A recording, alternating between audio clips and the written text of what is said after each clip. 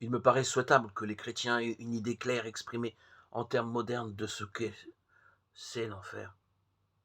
Il me semblerait pas inutile que des théologiens s'y emploient. Les scènes de jugement dernier avec le Christ et sa balance, qui ornent les tympans des cathédrales, paraissent très primitives. Les démons fourchus qui font rôtir les damnés et les danses macabres ont eu leur rôle. Elles ont aidé nos ancêtres à mieux aimer Dieu en imaginant les tourments dont sa bonté peut nous sauver. Aujourd'hui, elles prêtent plutôt à sourire. Pour moi, il y a deux questions essentielles. En quoi consistent, si nous pouvons le savoir, les peines de l'enfer? Nous demandons régulièrement dans nos prières d'être délivrés, sans bien savoir ce dont il s'agit.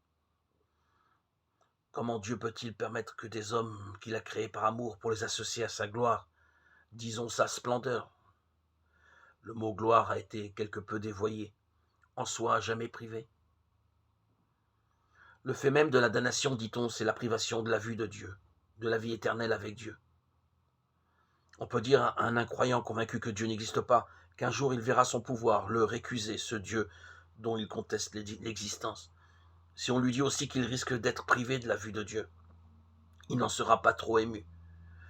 Il pensera qu'ayant vécu sans Dieu sur la terre, il peut assez facilement se passer de lui dans l'autre monde. S'il nous arrive d'avoir une réaction analogue, c'est parce que nous ne savons pas qui est Dieu. Nul ne connaît le Père si ce n'est le Fils. Mais ce jour-là, le jour de notre mort, nous saurons, nous verrons. Savoir ce qu'est la vie avec Dieu, en Dieu et en être privé. Nous pouvons imaginer que ce soit un tourment sérieux.